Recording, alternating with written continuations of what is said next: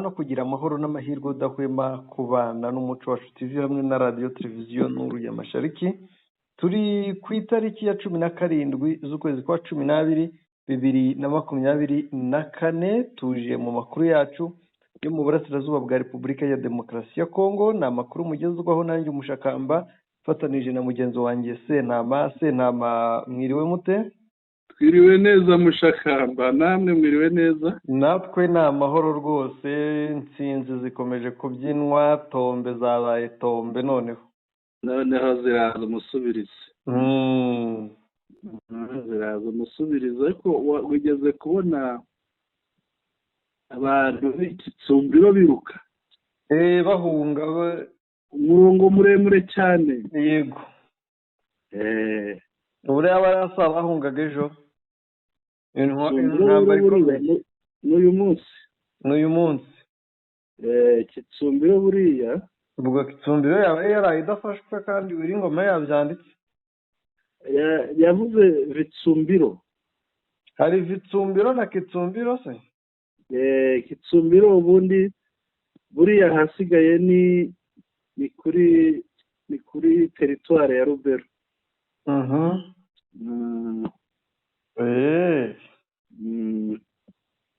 Ngaye nguko ariko abacuruzi ngo bari kwibwa ivumbi rigatumuka. FRDC ndabona bagiye kwigeraho ikabasabura ikagenda. Batabaza rwose.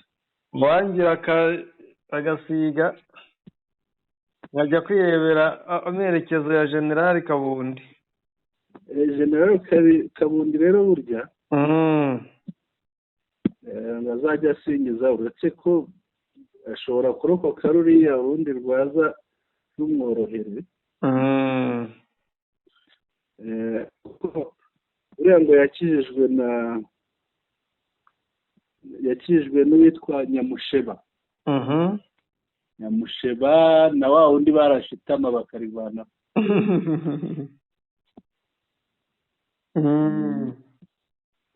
Aba nibo bamukije kuko bameze nk'abamurwaniriye. Yego. Bamuhagararaho baramucikisha, baravuga bati wenda twebwe tuhagwe. Ariko tuhagwe, ariko noneho nidushaka koroneri ahagwa ariko ntibafate generali. Yego.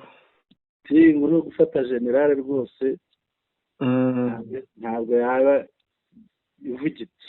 Yego. Kanire bikurikira.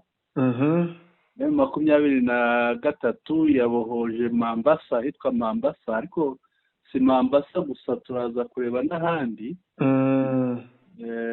Ibohoza muri Rubero, ibohoza na Bureusa. Yego. Bureusa ubwo ni warekera, ariko hegereye neza aho igabanira na Rubero. Yego. Noneho turaza kureba General Muhozi Kainerugaba. Ni umugaba mukuru w'ingabo za Uganda UPDF. Yavuze ko Perezida Kagame ashakira Repubulika Iharanira Demokarasi ya Kongo amahoro. Cyane rwose yabivuze. Yego. Biraza kugaruke hariya rero kuri iriya ngingo yo gufata uduce muri Rubero. Tubanze turebe byari byifashe bite, niba bikurikiye. Turebe twumve uko byari bimeze. Muri Rubero nuko ntibyari byoroshye. Yego. Ntibyari byoroshye, ariko ku ruhande rwa FRDC yego, kuko ziri kwirukanka zikikura ku rugamba. Yego. Ziri kwirukanka rwose zitaroreba inyuma. Ubundi muri wa murava wa M23 nayo igakomeza igasanga bikuye mu nzira, ariko abaturage nibo bari kubahombera kuko basahuwe cyane ku buryo bukomeye. Yego. Amafoto ari kugenda agaragara. Yego. Agaragaza amaduka bacucuye. Yego. Ndetse n'abaturage b'abanyekongo bakanabivuga. Yego. Buriya niba ngombwa uraza kurifata iryo jwi yego buri kine banaryumve bumve ko ntawe tubeshyera.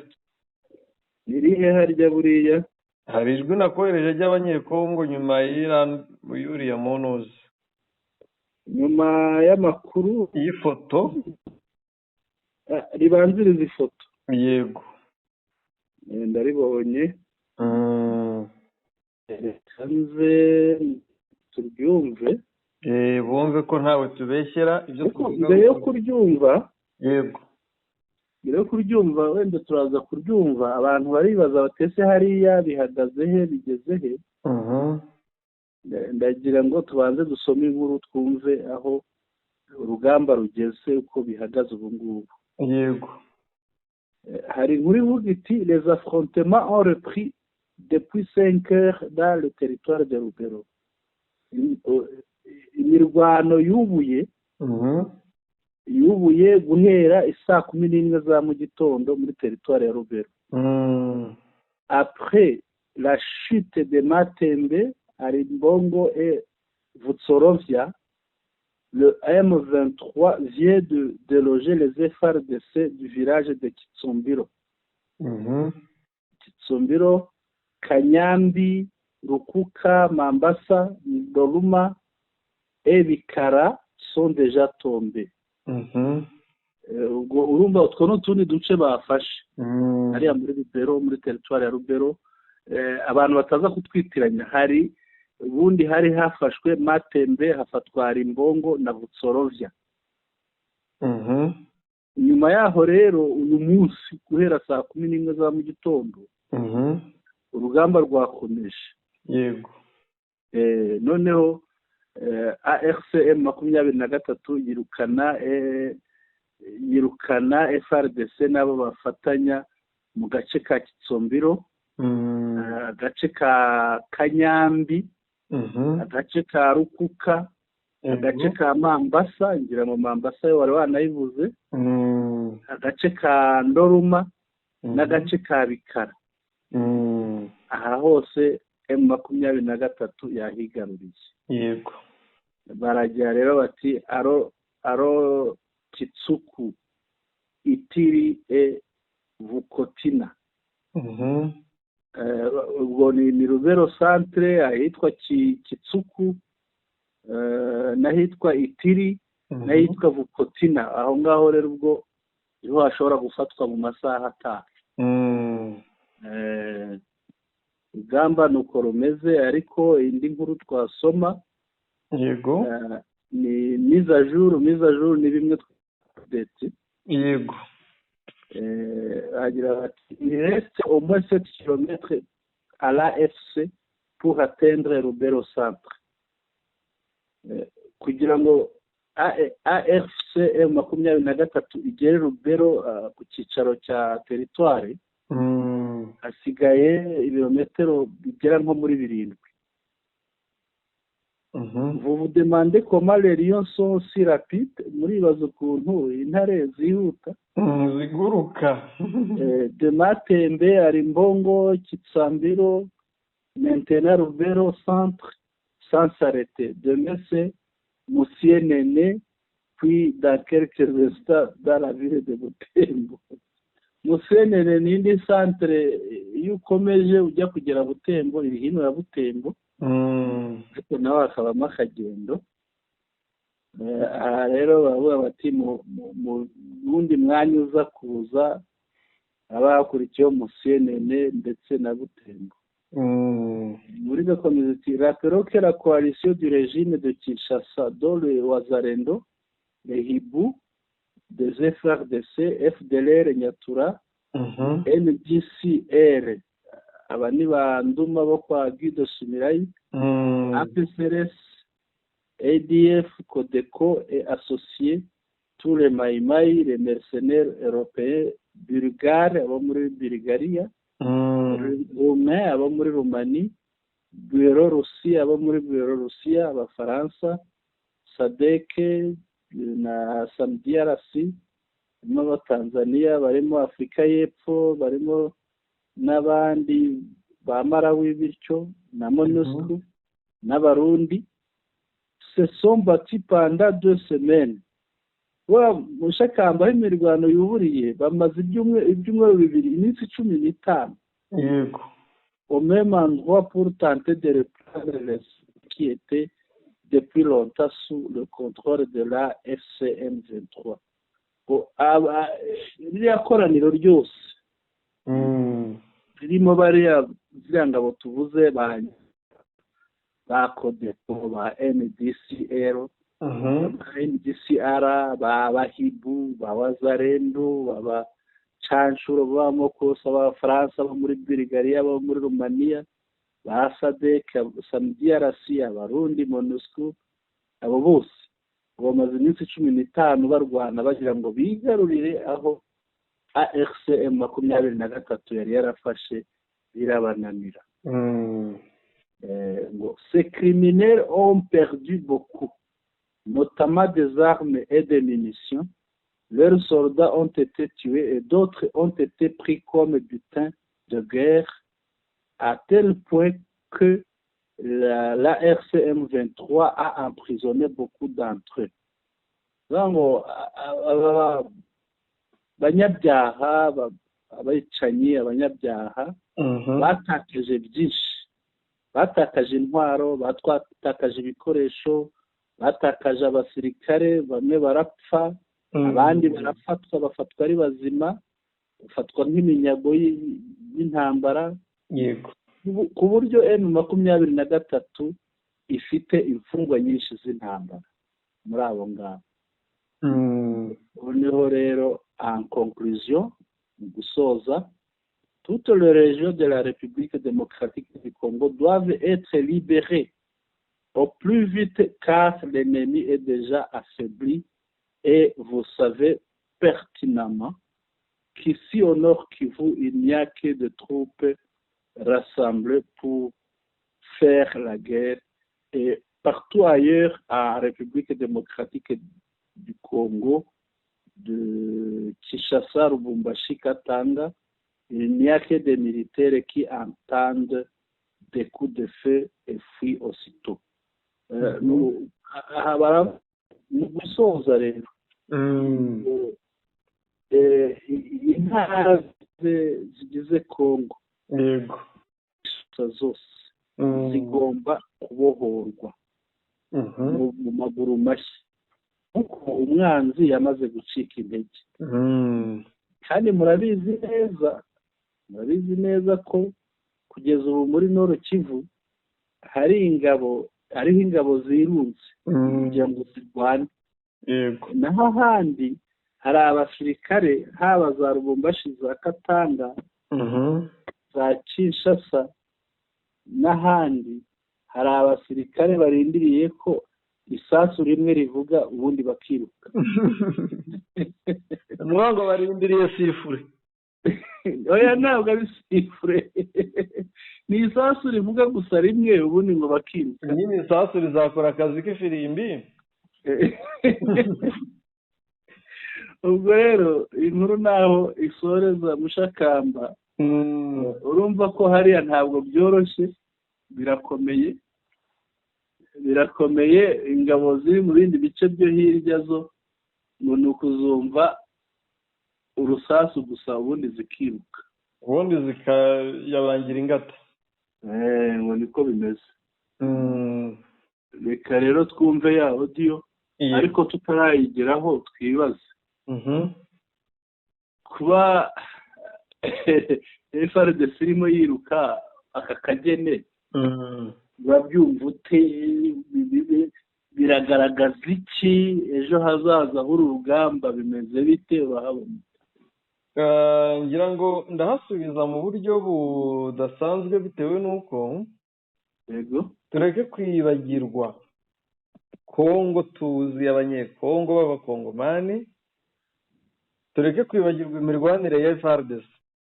yego n'ubu kuba iyi ntambara igeze iki gihe ivugwa, yego ni ukubera ziriya FDLR, ni ukubera ziriya bari abarundi n'izindi mbaraga zazanwe, ariko ubundi ku munyekongo yego nawe ukunda kuvuga ngo umubiri nta pièce de change ugira, niko babivuga mwiringano. nibo babivuze mu rurimi rwabo rwa rundi ngo nzoto zarakana pièce de rechange te. Umubiri ntugira insimbura nuzi ni pièce de rechange mu cyongereza bakabyita spare part.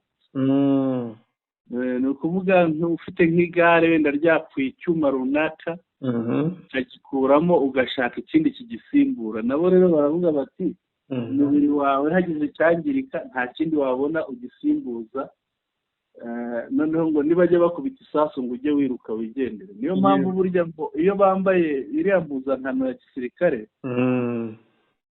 imbere haba harimo imyenda ya gisivili kugira ngo nibikomera akuremo ya gisirikare ajugunye aho ngaho, ubundi yigendere yiyita umusivile. Nibavuga bati wowe uri umusirikare, ati shwi mureba n'ibyo nambaye.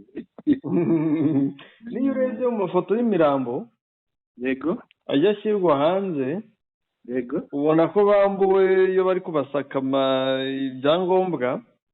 Yego uhita ubona ko bakenyereye ku bikobo, bambariye ku bikoboyi cyangwa se amatiriningi n'amashati no ku mashati abaruko. Ariko ntako batagize tugeranyije imirwanire yabo nyine nuko atari bo bari kurwana. Yego ariko ubundi FARDC intambara yagakwiye kuba igeze wenda hafi. Yagakwiye kuba, si bavuga ngo intambara iri kubera mu birometero 2,000. Yego ubu bagakwiye kuba bati intambara iri kubera mu birometero 1,000. Uvuga Kongo baba bageze mu kera hagati na hagati rwose. ngira ngo wadukirije tumbe ya audio bacucuye abaturage. Tumbe ya audio reka nyifungure, ndabona nyifite imbere yanjye. Yego reka tuyumve. Les FARDC viennent de piller Kitsumbiro. FARDC bamaze gusahura Kitsumbiro. Vous avez vu les images là-bas de toutes les maisons cambriolées. Mwabonye inzu zose hariya, mwabonye amafoto yazo, inzu zasahuwe. Les maisons de commerce au niveau de Kitsumbiro. Inzu z'ubucuruzi Kitsumbiro. Tant que l'ennemi n'est pas encore arrivé, mu gihe umwanzi atarahagera, et en fouillant les fronts, mu gihe bo barimo bahunga urugamba, les FARDC en fouillant les fronts, FARDC zihunga urugamba, systématiquement batangiye gusahura inzu ku yindi, que les maisons à leur passage, notamment Kitsumbiro, aho banyura hose n'Kitsumbiro à Katondi. na Katondi. On vient de tuer 2 personnes. Katondi bamaze kwica abantu 2 ako kanya là-bas, aujourd'hui même. Donc, je suis en train de vous montrer avec preuve à l'appui. ndimo ndabibabwira nkanabibereka mfite n'ibihamya. Est-ce que vous avez vu comment nos éléments sont en train de se comporter sur le terrain? Mwarebye rero ukuntu ingabo zacu zirimo kwitwara ku mirongo y'urugamba. Donc, ils ont un mauvais commandement. Bayobowe nabi. Cela justifie un mauvais commandement. Ibyo bisobanura, imyitwarire yabo bisobanura ko bayobowe nabi. Et eux, au lieu de combattre l'ennemi, ils sont en train de tourner du côté ennemi. Noneho bo aho kugira ngo barwanye umwanzi, barimo barajya ku ruhande rw'umwanzi. Au lieu de combattre l'ennemi, ils donnent à l'ennemi le passage aho kugira ngo barwane n'umwanzi, barimo kumuha icyuho, bari kumuha inzira. Voilà. Je vous montre déjà ce qui se passe à Kitsumbiro. Il n'y a rien à dire. Ndabereka rero birimo kuba Kitsumbiro. Umuntu yabona icyo avuga ni ukumirwa. Très bientôt, Kitsumbiro c'est à 25 km de Lubero. Ati vuba aha ngaha Kitsumbiro, kuva Kitsumbiro ujya Lubero ni ibirometero 25. Et Lubero centre, chef-lieu du territoire kugera ku cyicaro territoire muri Kitsumbiro 25. Non. Merci, vous avez vu ce qu'ils sont en train de faire les FARDC. Murakoze. mwakoze mubonye ibyo FARDC zirimo. Et les gens là vont arriver seulement sortir parce qu'ils ont laissé tout, ils ont laissé et les munitions et la ration, tout on les laisse. Abo rero barimo baraza mu buryo bworoshye kuko FARDC bo ibikoresho bya gisirikare, imbunda, amasasu byose babitaye.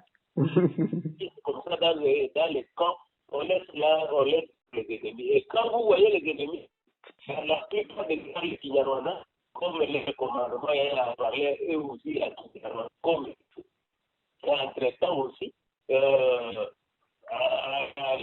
ce niveau, il y a beaucoup de gens qui parlent, qui tournent directement du côté Koranga à l'extérieur. Rero nk'uko mubibona barimo barasiga ibikoresho bakabisa umwanzi, kandi umwanzi areba urugamba mu rurimi rw'ikinyarwanda uko mwabibonye ati, kandi noneho n'iwacu harimo abantu bavamo bakigira ku ruhande rwa Corneille Nangaa bavuga iringara. C'est comme ça que vous êtes en train de voir les images des militaires qui sont en train de parler très bon lingala, très. Niyo mpamvu ubona abasirikare ba AFCM 23 bavuga iringara cyane. Très bon lingala plus que jamais. Donc barimo bavuga iringara ryiza cyane risobanutse kuri bisanzwe. Vous voyez tout ça, je suis en train de vous le montrer sur le terrain. Ndimo ndabibereka ibibera ku rugamba. Sur le terrain, aussi au vu de tout le monde. Ndabibereka bose bareba, murakoze. Urabyumva rero ni amayobera ruyaramba. Ashizemo na bya bikabyo by'abazayirwa. Ati ari plusieurs rema nibyo hari yabibyunze kuri M23, ariko agize ati bari kuvuga neza iringara. Urumva bari kubereka ni Wiringoma na Lawrence Kanyuka, kandi basanzwemo si bashya. Basanzwemo si bashya kandi ni abakongomani, kandi noneho igiye gufata n'abandi babaye muri FARDC iringa neza mushakamba. Ngira ngo wigeze ukurikira hari abahungu bagiye muri AFCM 23 bavuye muri FARDC, noneho bagiye kwifatanya nayo bavuye muri FARDC.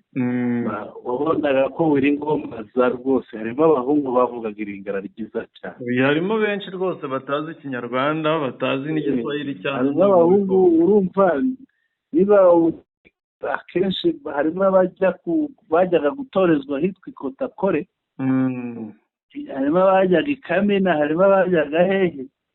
Abo bose iyo bajyaga iriya ururimi rukoreshwa neza.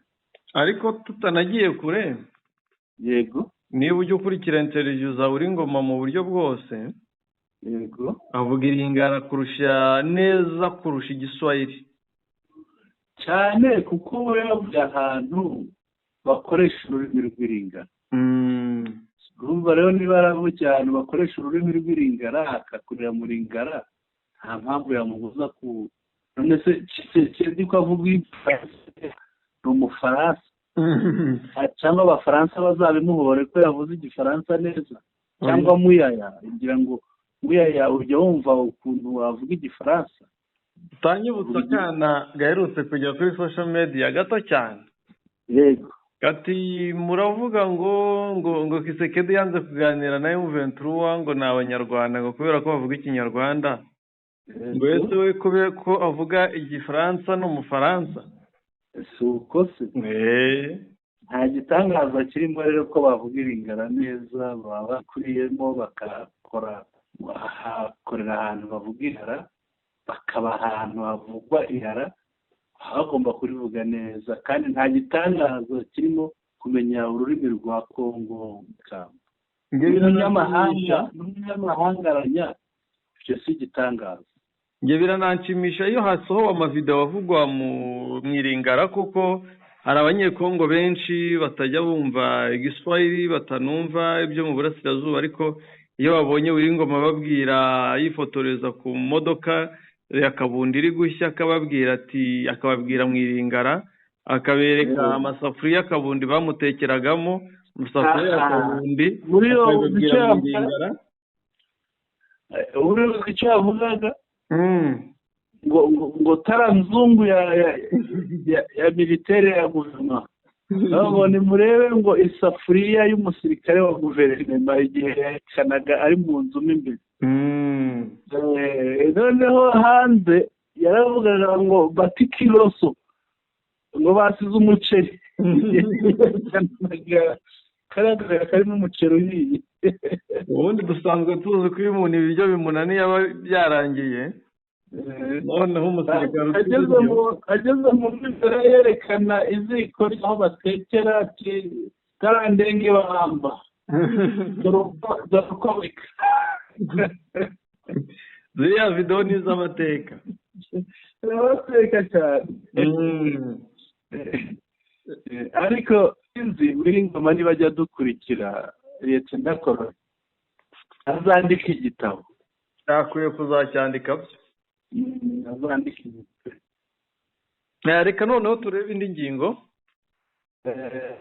ariko aha ntabwo twavuga biriya bice byafashwe ziriya za burebu za mambasa bifatwa kwa bice bisoma iki tubanze turebe bisoma kino naho tubone kwinjira muri iriya ngingo biriya bintu bisobanuye iki mambasa ngira ngo wabonye papu wabibonye niba wabibonye gufatwa kwa mambasa muri kariya gace mambasa yo ni inzira imwe n'ubundi ni urugamba rukomeje nk'uko ejo bundi twabibabwiye tuti buriya gahunda no gukuramo ubutembo ubundi umwanzi akomongana kangara ariko ikintu gifite icyo gisobanuye ku rundi ruhande kinini ni bureusa kuko bureusa iri muri warikare ni warikare igice kinini nk'uko ubivuga n'abandi bakabivuga ni amashyamba rero iyo bambuwe agace kamwe ko muri warikare ni ukuvuga ngo warikare ibisigaye mu manegeka rero kuba bambuwe bureusa warikare isigaye mu manegeka ni nko kwica umutwe hariya ku ruhande rugana ruguru ujya gukora kuri rubero ni nko kwica umutwe yego warikare rero kuba bureusa yakuwemo bisobanuye kwangara birenze kwangara bisobanuye komongana kwa FDLR kuko bureusa ni bimwe mu bice by'aba FDLR hamwe n'ibindi bice bihegereye ndaje ndebe ndaza kuhibuka ariko ikobo aho yahandi naho ajya kuvugwa nka bureusa ndaje marebe naho hari indiri ikomeye cyane ikomeye koko ya FDLR muri biriya bice rero kwamburwa bureusa ni ikintu gikomeye cyane kuko gisobanuye ko buriya FDLR nyine ibyayo bigiye kurangira rusamambo rusamambo iri hirya cyane ariko urumva umuntu uri rusamambo kumwambura bureusa waramwambuye iriya karembe yego bisobanuye ko nta n'igitekerezo cyo kuzagaruka azongera kubona nta n'inzira yabona yo gucamo yego mushakamba niba uri kuri watsapu yego niba uri kuri watsapu reba uvuge mikoro FRDC ngishaka kwinyara mu gisunzu rero ibintu izanye ntabwo biri gukunda ko mbibona urambabaje wowe utabonye ibi bintu wakagombye kubireba mushakamba mwagakwiye kubireba tukiri mu kiganiro ariko ndabibona nyuma ikiriho icyo bazana cyose ni ukuvuga ni umurongo w'amamodoka umurongo w'amamodoka harimo amakamyo manini atwaye ibintu atwaye ibikoresho atwaye ibiki byinshi cyane vuguta amakamyo agemuriye mu venturo none rero uko bimeze convoi de blindés FRDC en provenance de Kisangani vers Bunia et Kitsumbi. Peut-être la victoire. Attention, Codeco, EDF, voire M23. Ubwo ni iki? Ni urushorerane rw'imodoka. Ni urushorerane rw'imodoka bya burende, ibimodoka by'intambara bya FRDC. Ruturutse Ikisangani. Urimo rwerekeza Bunia n'Ikitsumbi. Yego. Twibere intsinzi ya FRDC. Noneho mwitonde mwebwe ba Codeco ADF yemwe na yemwe 23. Ushaka rero urushorerane uvuga kumva bari ururebe. Nge nabasubiza mbabwira ngo nizatwitswe zari izabo. Uvuga kumva bari ururebe. Urushorerane genda rubara nka ya mpunguzi y'inkware harya ngo yagize. Inkware? Hari impunguzi y'inkware ngo igira ite.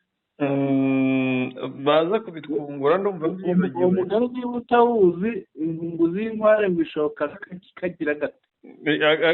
Agaca kayireba. Mu gaca kayireba. Ikindi niyo bitaba iby'inkunguzi.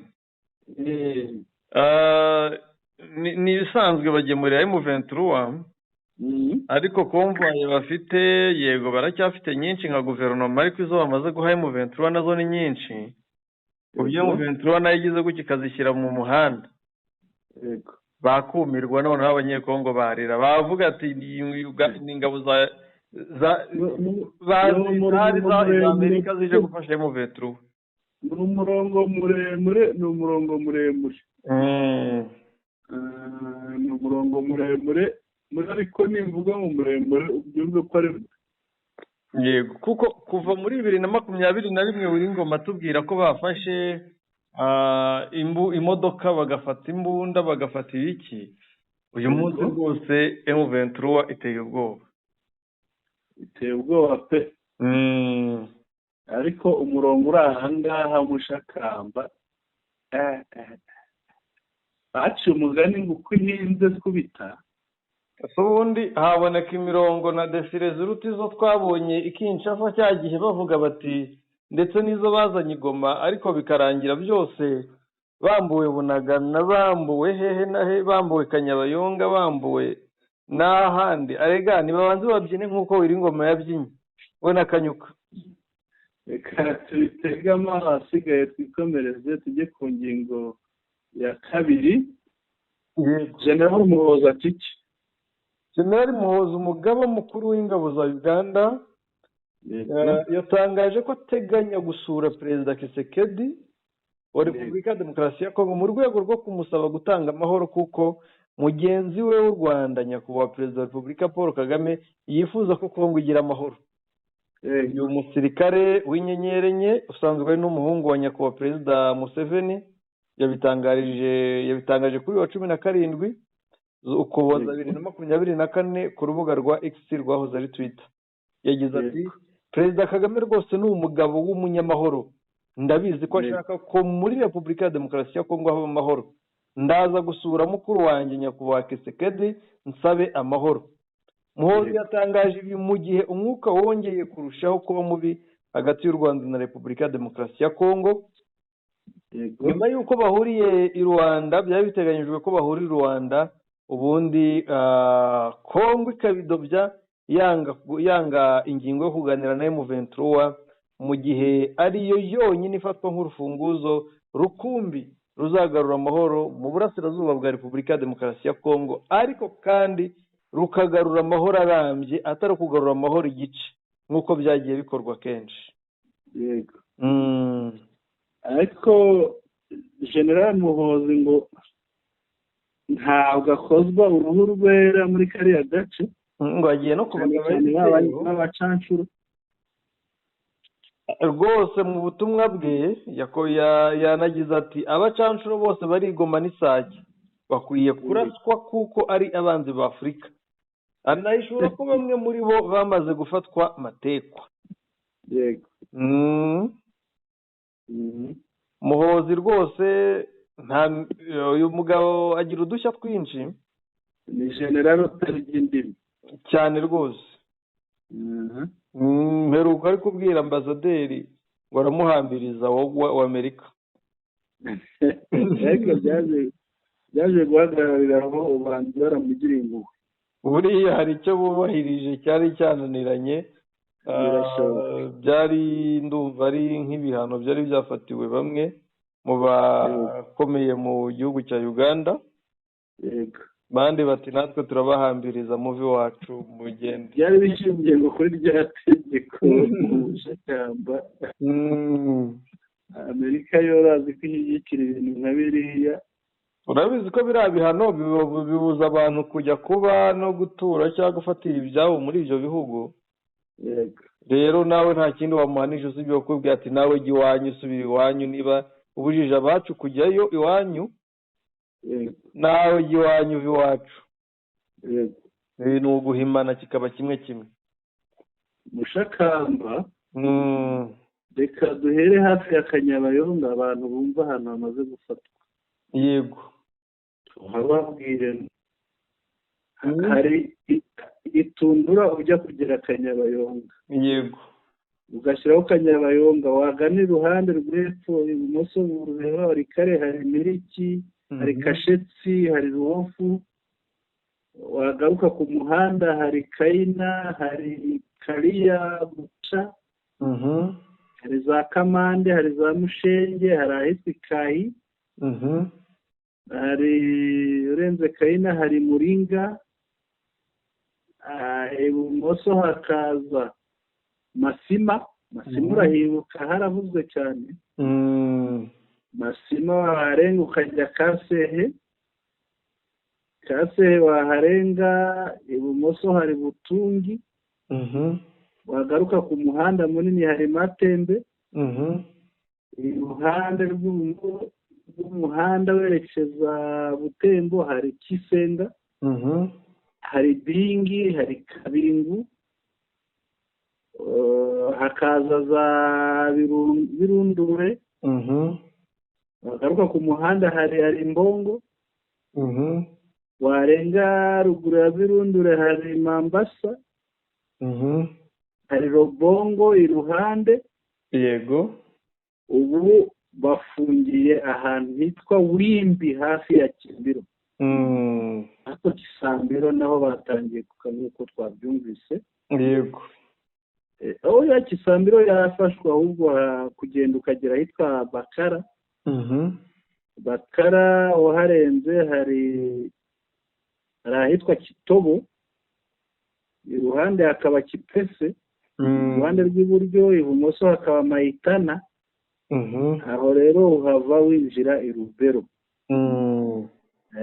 Rubero rero ubwo ibumoso rwaho hakaba Twasa. Aho hari gukomanga. Warenga i Rubero hari Baronge. Ukazamuka Kamukahere. Kimburu. Ubwo ugenda ujya kwegera Butembo. Ariko aho bafungiye ni ahangaha Kitsambiro na Bakara. Ubwo FRDC irahitwa Bakara, yasize Kitsambiro yayisize. AFCM 23 ihagaze ahitwa Wimbi iruhande rwa Kitsambiro. Ubwo Kitsambiro iri hagati nta n'umwe irimo. Ariko FRDC nayo yayivuyemo. Oya niba yirukanwe mu mwanzi mu Ventrika harenga ntiyasiga umwanzi nyuma. Niko bimeze. Twagana ku musozo. Yego, twashimira abadukurikiye. Reka dushimira abadukurikiye, barakoze cyane. Ijoro rihire kuri bose. Tubibutse kandi ingingo twari dufite tuganiriyeho ya 23 yabohoje Mambasa n'utundi duce muri Rubero, inabohoza Bureusa muri Warikare. Ikindi tuganiriyeho nuko General Muhozi Kainerugaba yavuze ko perezida Kagame w'u Rwanda ashakira Repubulika Iharanira Demokarasi ya Kongo amahoro. Murare neza rero, muraraharyana, ariko mwibagirwe gukanda subscribe abatarayikanda, gukanda share kugira ngo amakuru yacu muyasangize inshuti zanyu, gukanda kuri like kugira ngo tumenye neza ko amakuru yacu mwayakunze n'ibiganiro byacu, ndetse noneho munatwandikire muri comments mudushyikirize ibitekerezo byanyu kugira ngo bitwubake. Ijoro rihire. Ari Sentama Mushakamba, mikoro ni yawe. Urakoze cyane bwana Sentama, bari badukurikiye mwese mwakoze cyane, mukomeze mugubwe neza, twizere ko Nyagasani akomeje kubahaza ibyiza. Imana ikomeze ibahezagire.